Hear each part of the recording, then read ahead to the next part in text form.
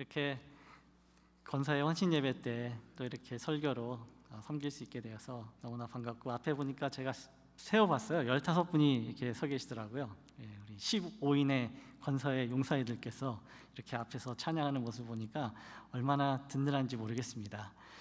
2006년에요.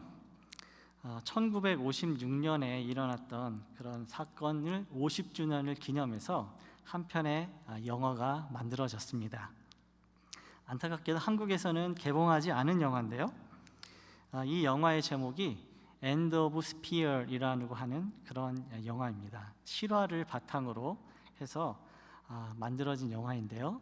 이 영화는 1956년에 짐 엘리엇이라고 하는 선교사님과 또 그 외에 4분의 선교사님께서 에콰도르의 정글 지역에 있는 식인종 그 부족을 선교하기 위해서 비행기를 타고 이렇게 그 정글 지역에 들어갔는데, 들어가자마자 그 부족이 그 5명의 선교사님들을 살해하게 됩니다. 창을 던져가지고 그 5명의 젊은 선교사님들을 살해하는 그러한 내용입니다. 근데 거기서 끝나는 것이 아니고, 이 영화가 감동을 주는 것은 그렇게 5명의 선교사님들을 죽인 그 부족을 향해서 그 선교사님의 아내 되는 엘리자베스 엘리엇 선교사님, 그 부인과 또 그 다른 한 분의 선교사님의 여동생이 그 부족을 향해서 다시 선교를 하러 가신다고 하는 그런 내용의 줄거리가 있는 그런 영화입니다. 그래서 와오단이라고 하는 이 식인종 종족을 위해서 그곳에 들어가서 의료 사역을 하고 교육 사역을 하면서 그 종족의 사람들을 예수 그리스도께 인도하게 되는 그런 귀한 감동을 담고 있는 그런 영화예요. 근데 오늘 읽었던 본문이 용서에 대한 얘기인데, 목사님 왜 저런 이야기를 하시지? 선교에 대한 이야기를 하실까? 이렇게 생각할 수가 있는데요. 이 영화의 맨 끝에 보면은 그 선교사님 중에 한 명이었던 스티브 세인트라고 하는 그 선교사님의 아들이 있습니다. 그때 죽임을 당할 때 이 선교사님 아들이 5살이었어요. 근데 그 5살이었던 그 선교사님의 아들의 눈을 통해서 그 영화가 펼치게 되는데, 그 스티브 선교사님의 동생분이 그 지역을 들어갔다 그랬잖아요. 그 여동생이 들어갔었는데 그 스티브 선교사님의 이제 고모가 되겠죠, 그렇죠? 그 고모가 거기서 30년간 사역을 하신 거예요. 근데 1994년도에 그 고모가 이제 은퇴를 하고 미국으로 다시 돌아와서 사시다가 돌아가시게 되었어요. 근데 그 고모께서 유언을 남기신 게 있어요. 내가 사역했던 그 에콰도르 정글에 가서 나를 다시 묻어다오, 이렇게 조카에게 부탁을 했던 것이죠. 그래서 그 고모의 유언을 드리고자 그 아들 스티브 세인트라고 하는 그분이 이제 그 에콰도르 정글에 가서 그때 당시에 예수님을 만났던 그 종족 사람들과 상봉을 하게 되는 것이죠. 근데 그때 그 부족장이라고 하는 그 당시에 그 선교사를 살해했던 그 부족장이었던 민카얀이라고 하는 그 부족장이 그 스티브를 만납니다. 그리고 나서 그를 단둘이 데리고 배를 타고 강가를 이제 가로질러 가요. 그러면서 한 곳에 이제 배를 대고 갑자기 그분이 땅을 막 파헤칩니다. 그 민카얀이 부족장이 땅을 막 파헤치더니 거기서 나온 게 뭐였을까요? 그 5명의 선교사님들이 타고 갔던 그 비행기의 잔해를 거기다 묻어두었던 거예요.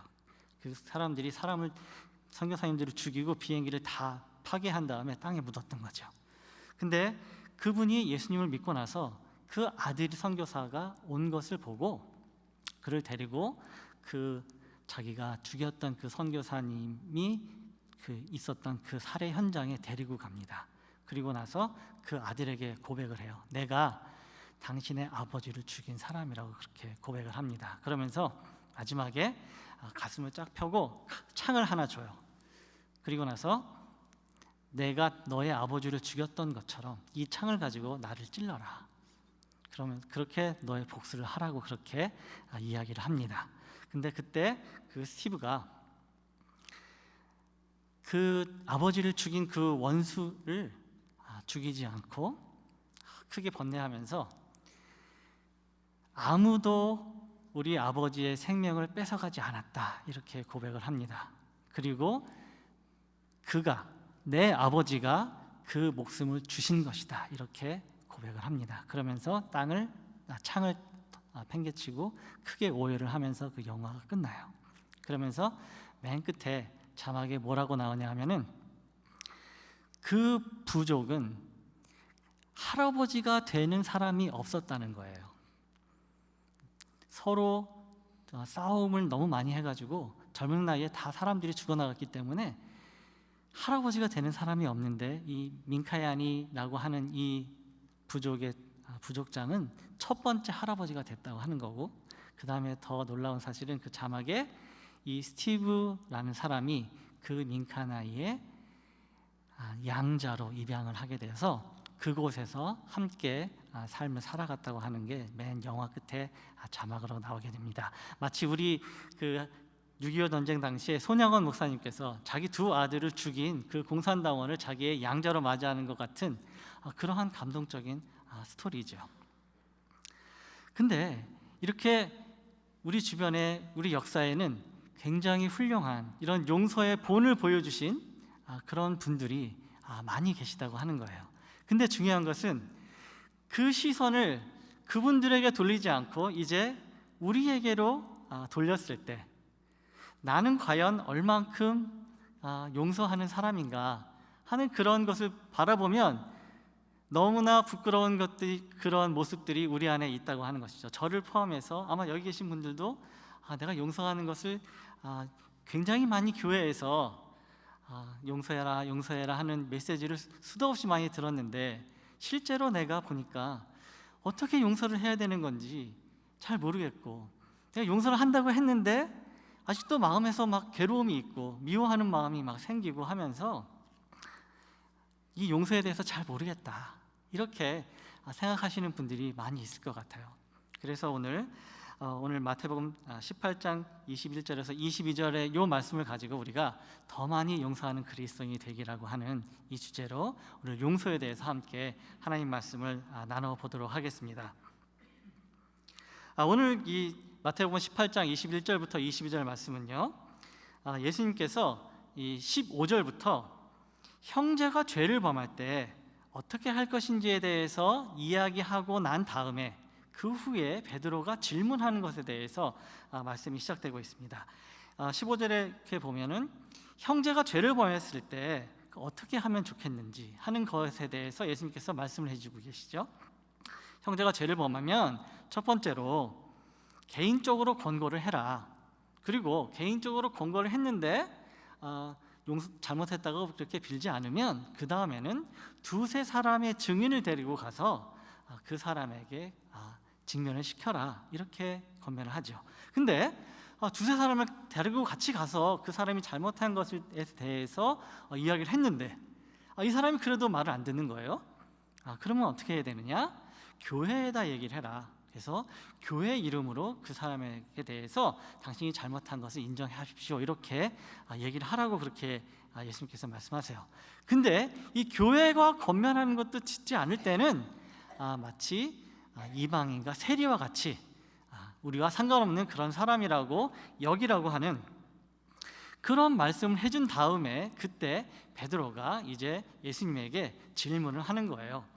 그래서 21절에 그때에 이렇게 얘기를 하고 있죠. 그렇죠? 그러니까 그때라고 하는 거는 예수님께서 형제가 죄를 범했을 때 어떻게 처리를 하는 것이 좋겠습니까? 라고 얘기를 하는데 그때에 바로 베드로가 나서서 그것과 관계된 형제의 죄를 묻는 그런 것과 관계된 그런 질문을 예수님에게 하고 있다고 하는 것이죠.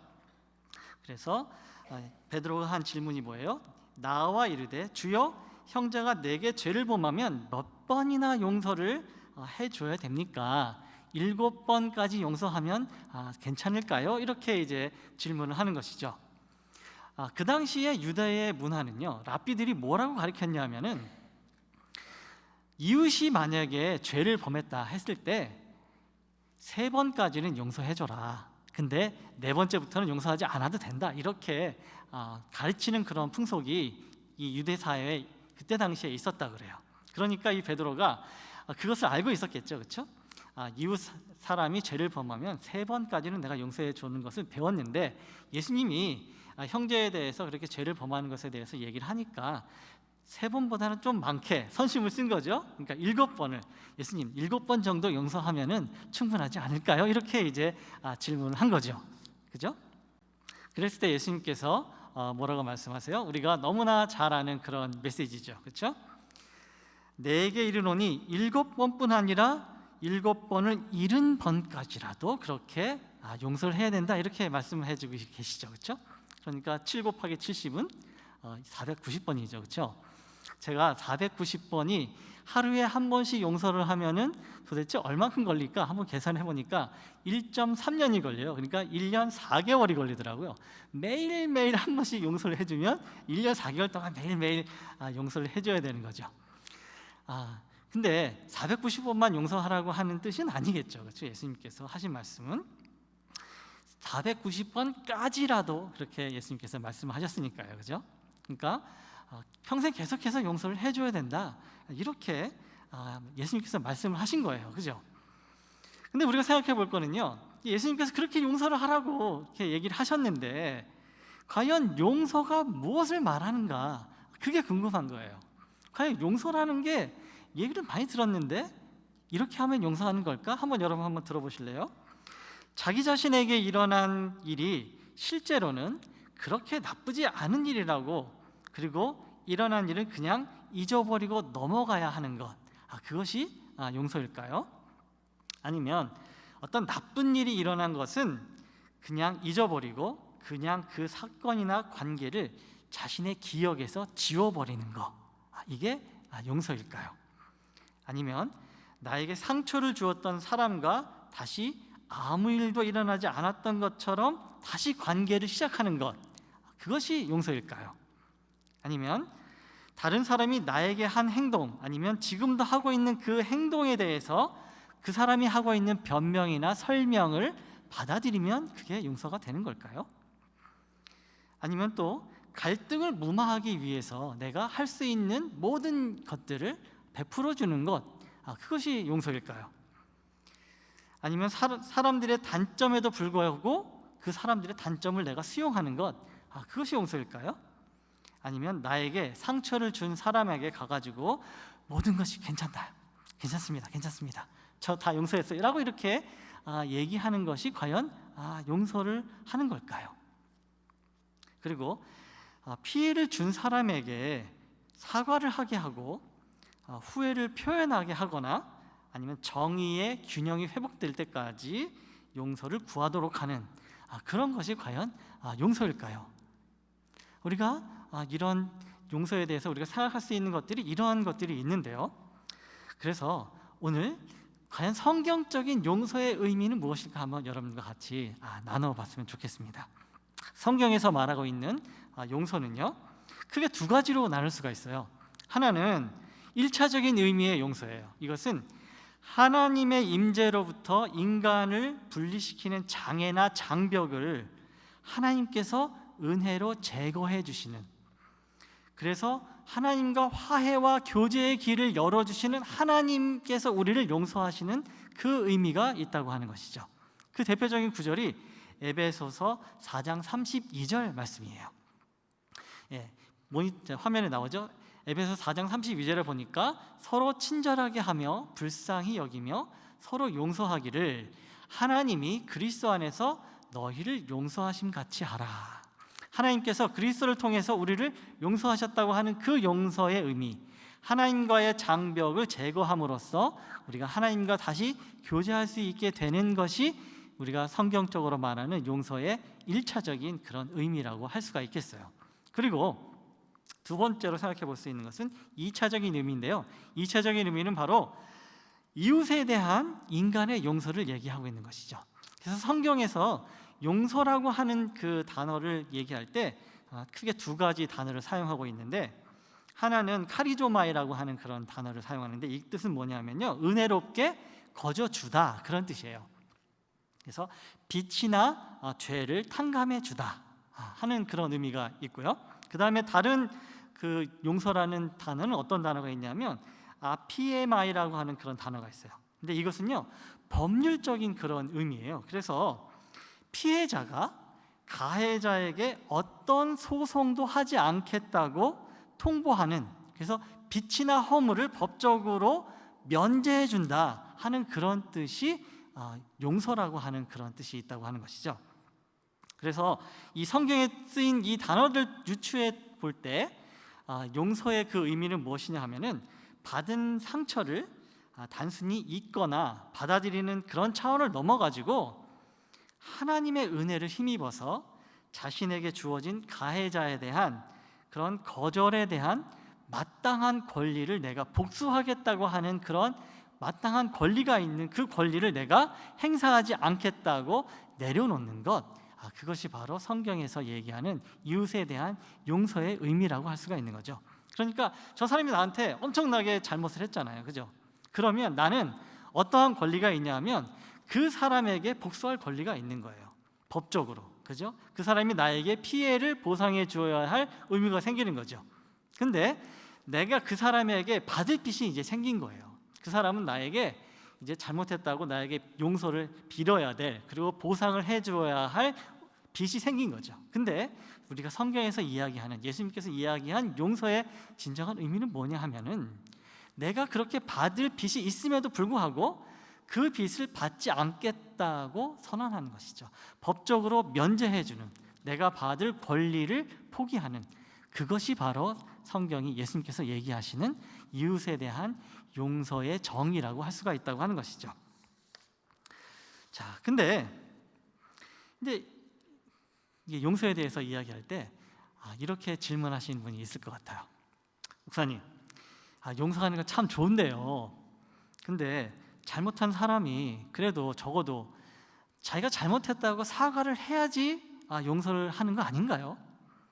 상대방이 사과를 안 하면 그때는 어떻게 해야 됩니까? 아니, 성경에도 하루에 7번이라도 돌아와서 내가 회개하노라 이렇게 얘기를 하면 그러면 용서하라고 돼 있지 않습니까? 이렇게 이제 질문하시는 분이 있을 수가 있어요. 이렇게 질문하시는 분은 성경에 굉장히 박식하신 분이에요. 왜냐하면 사실 누가복음 17장 3절에서 4절을 보면은 이렇게 기록되어 있거든요. 자, 너희는 스스로 조심하라. 만일 내 형제가 죄를 범하거든 경계하고 회개하거든 용서하라. 만일 하루 7번이라도 내게 죄를 얻고 7번 내게 돌아와 내게 회개하노라 하거든 너는 용서하라. 이렇게 예수님께서 말씀을 또 하셨거든요, 누가복음에서는. 그러니까 아니 목사님, 그러니까 나한테 잘못한 사람이 용서를 해야지, 제가 회개를 해야지, 잘못했다고 그래야지 제가 용서를 하는 거지, 그렇지 않으면 용서하기 어렵잖아요. 이렇게 우리가 생각해 볼 수가 있는 것이죠. 오늘 본문과 누가복음의 구절을 비교를 한다 그러면 누가복음에서는 회개라고 하는 조건이 있을 때 용서를 해줘라 하는 것이 차이점이 되는 것이죠. 근데 공통점은 피해자가 용서를 해줘야 된다라고 하는 것이 공통점이죠, 그죠? 근데 이 누가복음 17장 3절에서 4절 말씀은요, 예수님께서 지금 이 우리 마태복음 18장에서 이야기하는 그 배경과 약간 다른 배경에서 하신 말씀이에요. 그게는 이 누가복음 17장에서는요, 누군가가 다른 사람을 실족하게 하는 것을 경계를 하신 그런 말씀이에요. 누군가 다른 사람을 실족하게 해서 넘어지게 되면 연자맷돌을 쥐고 바다에 빠지는 것이 낫다, 그러면서 다른 사람이 실족하지 않게 주의해라 하는 그런 말씀을 하고 계신 그런 컨텍스트에서 말씀하신 거라고 하는 것이죠. 그래서 이 문맥에서는요, 너희도 죄를 범하기가 쉬우니까, 다른 사람을 실족해서 넘어지게 하기가 쉬우니까 다른 형제가 죄를 범하고 회개를 하면 너도 용서해 주는 것이 마땅하다. 왜냐하면 너도 넘어질 가능성이 많으니까. 그죠? 그렇게 예수님께서 하신 그 상태에서 하신 말씀이기 때문에 회개하거든 용서해라, 이렇게 예수님께서 말씀을 해주신 거예요. 근데 오늘 말씀은 상대방이 회개하고 하는 그런 것을 얘기하는 게 아니에요. 아까 형제가 잘못했을 때 죄를 잘못했다고 얘기를 하지 않는 그런 컨텍스트에서 나온 거죠.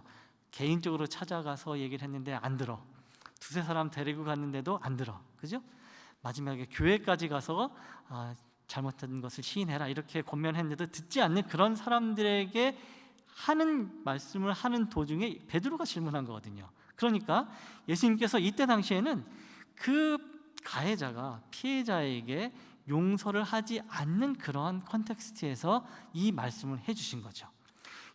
잘못했다고 빌지 않은 상황에서도 7번씩 70번씩 용서하라고 하신 그 메시지가 바로 오늘 본문의 메시지라고 하는 거예요. 그죠?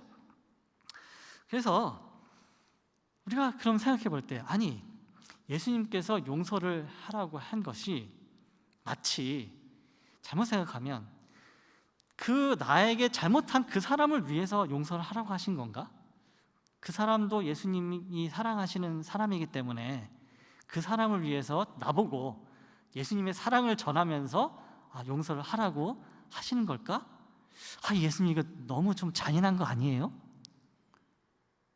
아니, 예수님이 사랑하는 건 그래, 나도 인정을 해요. 근데 어떻게 나한테 잘못한 사람을 잘못했다고 하지도 않는 사람을 내가 어떻게 용서하냐고요? 라고 이렇게 생각을 할 수가 있겠죠. 그렇죠? 그래서 우리가 그런 것들을 한번 생각을 해볼 필요가 있다고 하는 거죠. 근데 제가 믿는 것은요, 예수님께서 이 말씀을 하실 때 나에게 잘못한 사람을 위해서 용서하라고 하셨을까? 저는 아니라고 믿어요. 왜냐하면 예수님께서 그 말씀을 하신 것은 바로 나를 위해서 하셨다고 하는 것이라고 하는 거죠. 예수님이 우리 보고 용서하라고 하신 그때의 그 예수님의 마음은, 야, 너희들이 다쳐. 니네들이 용서하지 않으면 너희들이 더 힘들어져. 그러니까 나는 너희들을 위해서 너희들이 용서하기를 원해. 이렇게 예수님께서 말씀하셨다고 믿어요. 그래서 제가 그러면 용서하는 것이 과연 뭐가 좋은 점이 있을까? 많은 학자들이 용서에 대해서 연구를 한 게 있거든요. 그래서 한번 제가 찾아봤어요. 한번 화면을 한번 띄워봐 주시겠어요?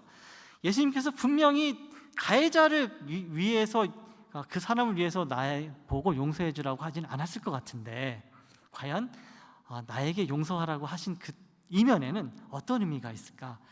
내가 용서를 하면 어떤 유익이 있을까? 한번 연구들을 한번 봤는데요. 신체적으로도 유익하고, 정신적으로도 유익하고, 인간 관계적으로도 유익하고요, 영적으로도 유익한 그런 결과들이, 과학적으로 입증된 그런 결과들이 많이 있더라고요. 그래서 한번 몇 가지 소개를 해드리면요, 일단 용서를 하게 되면은 스트레스가 감소가 돼요, 신체적으로. 그리고 통증도 용서를 하면 감소가 된다고 하는 그런 연구 결과가 있어요. 신체적인 통증도 완화가 된다고 하는 거죠. 그리고요, 혈압도 내려간대요. 용서를 하게 되면 혈압도 내려가고 더 오래 산다고 합니다, 용서를 하면은. 그리고 면역 시스템도 더 강해지고요. 그리고 덜 피곤하고 약도 덜 먹게 된다고 그래요, 용서를 하는 그런 사람들은, 연구를 해보니까. 그리고 정신적으로는 어떤 유익이 있느냐 보니까요, 수면의 질이 향상이 돼요. 잠을 잘 자는 거죠, 용서를 하게 되면. 그죠? 그리고 우울 증상도 감소하고요, 또 불안 증상도 감소를 한다 그래요. 그리고 웰빙 지수가 높아지고, 또 자유의 감정도 증가가 되고, 용서하고 나니까 너무 자유한 그런 마음이 드는 거죠. 그리고 무엇보다 분노 지수가 감소하게 되죠. 그리고 또 나 자신도 용서를 하게 되고요, 인간관계에서는 갈등이 완화가 되고요, 긍정적인 생각과 감정이 회복이 된대요. 그리고 상대방 외에도 타인에게도 긍정적인 효과가 나타난다고 하는 거죠. 내가 저 사람을 용서했는데 내가 다른 사람과의 관계도 더 좋아진다고 하는 거예요. 이 사람을 용서한 것의 결과가 다른 사람과의 관계도 더 좋아진다고 하는 거죠. 그리고 또 결혼 생활 유지에도 용서하는 것이 많이 도움이 된다고 하는 거죠. 그리고 영적인 그런 측면에서도요, 영적인 건강이 증진이 되고 또 이타적인 행동이 더 증가하고요. 그리고 하나님과 더 친밀해지고 무엇보다 성경 말씀을 실천하게 되는 것이죠. 용서하라고 하신 말씀을 내가 실천하게 되니까요. 그죠? 그렇다면요, 용서하지 않는 마음을 가지면 어떻게 될까요? 그렇게 되면 미움과 복수심 그리고 원통함이 대신 자리를 잡게 되는 거예요. 그래서 이 용서에 대해서 맥스 루케이더 목사님이 뭐라고 얘기를 했냐면요, 용서하지 않는 마음, 그것을 미움은 자기 주인에게 달려드는 미친 개와 같다, 이렇게 얘기를 했어요. 그리고요, 복수는요, 불을 낸 사람을 소멸시키는 맹렬한 불과 같다라고 얘기를 했고요. 또 원통한 것은 사냥꾼을 올가미에 걸리게 하는 덫이다라고 그렇게 얘기했죠. 사냥꾼이 그 동물을 잡으려고 올가미를 넣는데 자기가 덫에 걸리는 것이다. 용서하지 않는 마음이 그렇다고 하는 것이죠. 그리고 다른 분은 이렇게 얘기를 했어요. 원망을 품는 것은요, 내가 독을 마시고 다른 사람이 죽기를 기다리는 것과 똑같다, 이렇게 얘기를 했고요. 또 다른 사람은 내가 저 사람한테 복수를 하기 위해 가지고 내가 지금 맹렬히 타는 불꽃을 하나를 내 손에 잡고 있는 것 같다, 이렇게 얘기를 했어요. 저 사람한테 이 타오르는 불꽃을 내가 던져줘야지, 복수하는 마음을 가져야지 했는데, 그러면 지금 고통받고 있는 사람은 누구죠? 자기 손에서 지금 불덩어리가 지금 타고 있잖아요. 그러니까 용서하지 않는 마음은 내가 복수하려고 하는 그 마음을 던져주고 싶은 그 불덩어리를 내가 하고 있어가지고 내가 지금 고통을 받고 있는 그런 상황에 이르게 된다고 하는 것이죠.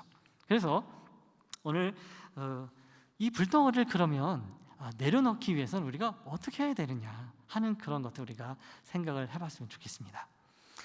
이 용서에 대해서 예수님께서 용서하라고 하셨지, 어떻게 첫 번째는 뭐라고 두 번째는 뭐라고 해가지고 용서를 해라, 이렇게 우리가 구체적으로 말씀해 주시지 않으셨어요. 그래서 많은 학자들이 연구를 했는데 세계에서 3대 용서학자 중에 한 명인 에버렛 워딩턴 박사님이라고 계세요.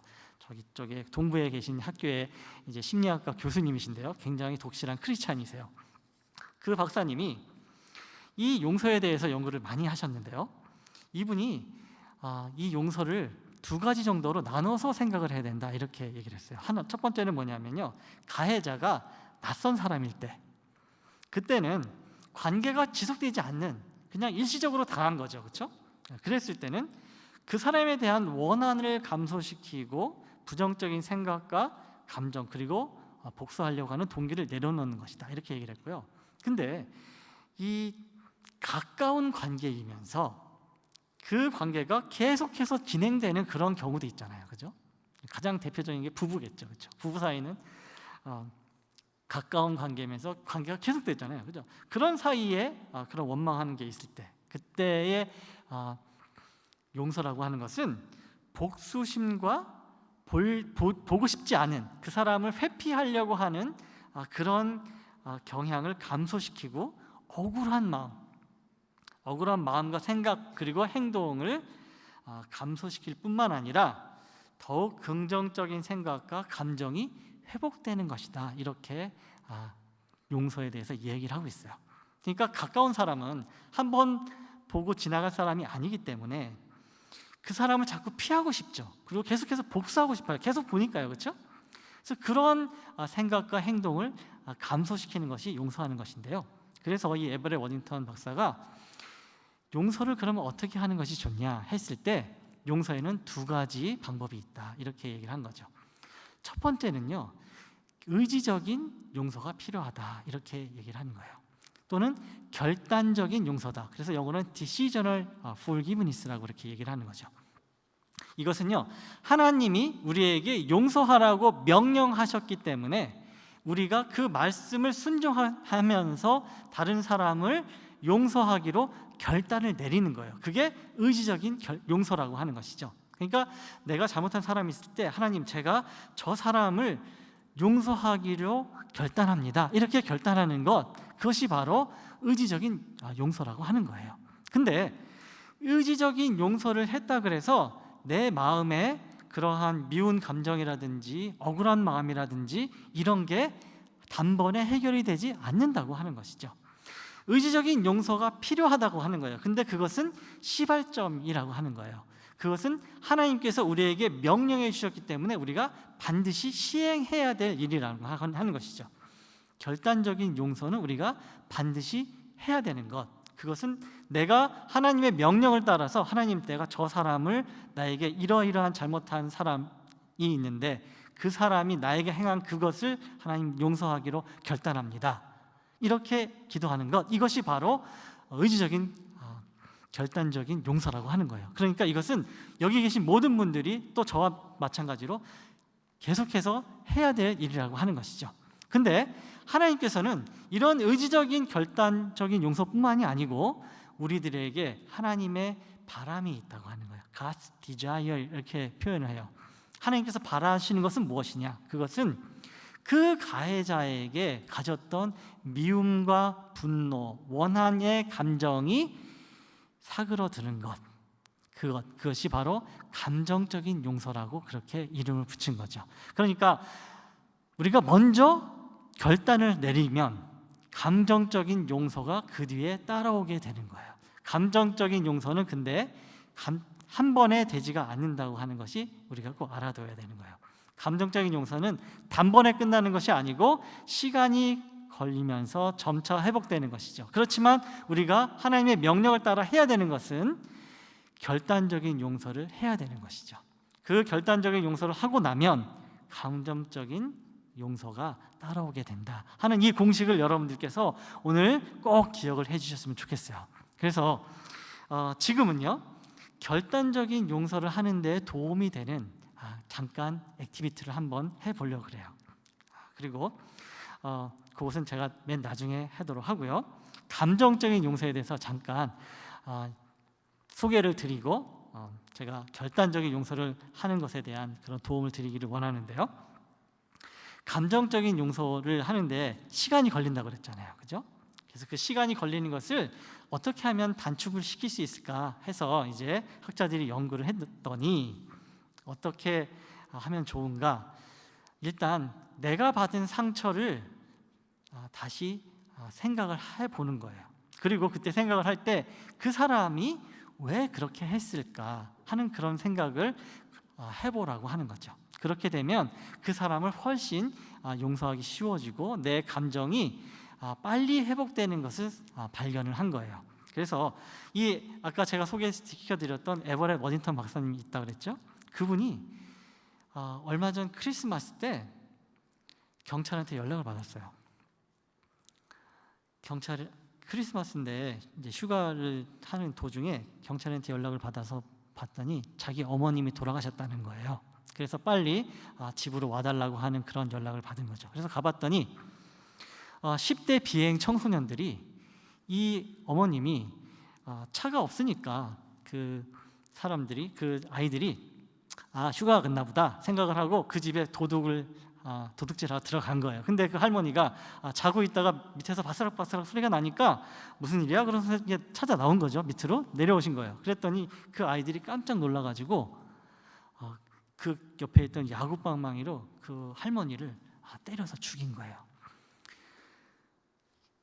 그 소식을 듣고 이제 가서 현장을 보니까 어머님이 그렇게 야구방망이로 머리를 맞으셔가지고 돌아가신 거죠.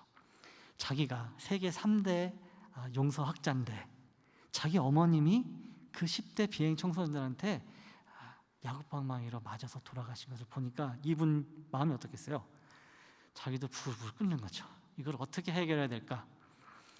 그렇게 원한과 복수심이 막 지글지글 끓는 그것을 경험을 하면서 이분이 생각한 게 내가 한 게 뭐였지?